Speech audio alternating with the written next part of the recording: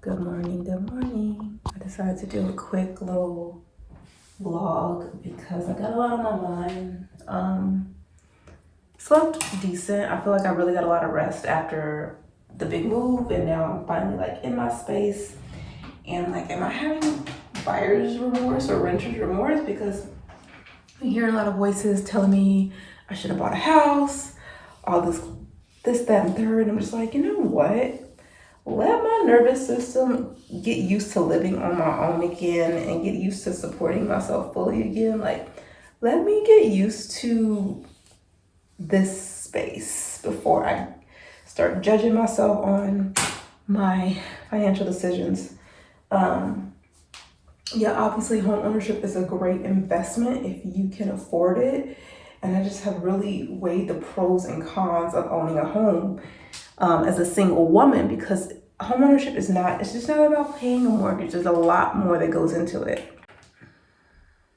I um, I worked as a realtor for a year, so I have that, experience of learning all about the real estate process. And you learn very quickly that homeownership is not as easy as it looks on paper. Yeah, the idea of it's glamorous, all that, but like, to have your own home, your own space, you own it. But do you really? There are so many more fees, hidden fees that come with homeownership that I think has to be really studied well and understood well and planned for well before you jump into it, because those bills can creep up on you quickly, and you can end up house poor very, very quickly. And that's not something that I want to put myself in. So you have to really take into account all the hidden fees that come with home ownership. Not only is it, there are fees with applications and all that and getting inspections prior to actually closing on a home, but after that, you have to maintain homeowners insurance. And then, not to mention the fees associated with breakdowns of appliances and things like that, which tends to happen very frequently when you own a home. I just know I've heard so many stories of like, when someone first purchases a home, they tour it, everything looks perfect, and then when they close on the home, like within like weeks or a month, something is broken, like a refrigerator or the AC goes out, and those are costly, expensive. So I think for me, homeownership is not something that I want to jump into without having a good financial safety net for me. So for some people, that's $20,000. For some people, if they can save $20,000, they're gonna put down a down payment on a home or get an FHA loan, so they don't have to put down such a high down payment, and they're gonna go. And I think everyone is different, and you have to know your body. You have to know your nervous system and what your body can withstand. And just after living how I've lived the past 4 years, my body is not ready to take on the responsibilities of home ownership quite yet.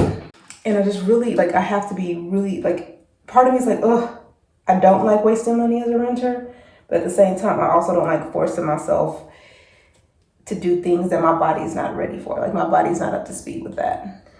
And let me tell you, moving into this small apartment, it's not a big apartment, it's a small, modest apartment. It's not the smallest apartment I've ever had, but it is very modest. Like, it's small, less than 700 square feet. My last apartment was a little over 700. This one is less than 700, but it's perfect. I like it because it doesn't allow me to hoard a lot of stuff. Like, going through all those boxes that I had in storage over the weekend was one of the most time consuming and draining things. Like, it just felt very draining, and I felt like the energy of all that stuff that I had in storage for 4 years was like old me. Like, it didn't fit my life. And so I was like, a lot of this is going to Goodwill, because I don't even want this stuff anymore. It's just not, it doesn't really fit who I am, who I've become. And so that was a lot of fun. Here I was thinking, oh, I can't wait to get all my stuff out of storage, stuff that I haven't been able to use for 4 years, thinking that I was gonna be like so in love with all my things that I had, that I wasn't able to use while I was in storage.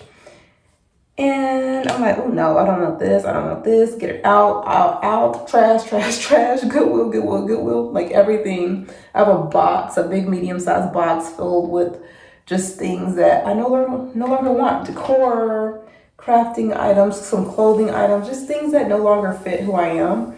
and that I don't want to bring into the space. And I'm even thinking like I'm trying to sell some stuff. Like I have a couple furniture items that I still need to purchase. Like my living room, as you saw in the video, is not furnished. I have my one chair that I have hung on to. It's a really good high quality chair.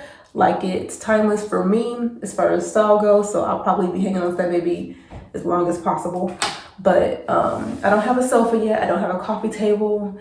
And I think I need something in my kitchen area, like in the entryway, to help store items because my kitchen is very small.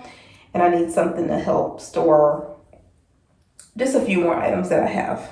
Yeah, I was going through everything, all my clothes, crafting items, decor, and I just was like purging. And I do have a couple projects that I want to work on in this apartment over the course of the lease. Obviously, I'm not going to force myself into anything. But the biggest challenge I have immediately faced, which I think a lot of people face, but I'm so proud of myself because I 4 years of training, 4 years of financial training to live below my means. I know how to say no. Like I know that urge to go out and buy and get everything now that I need. And then there's the new me that's like, oh yeah, we gonna take our time with this. I need a vacuum cleaner. I need a step stool so that I can do some of the decor and decorating that I actually want to do on the walls. It's gonna require me to have step ladder. I actually need the products and things like that to do the decor that I want to do. Not expensive stuff, but it's still money, and it's still money spent on things I don't need. It's just a want. Big transition for me is definitely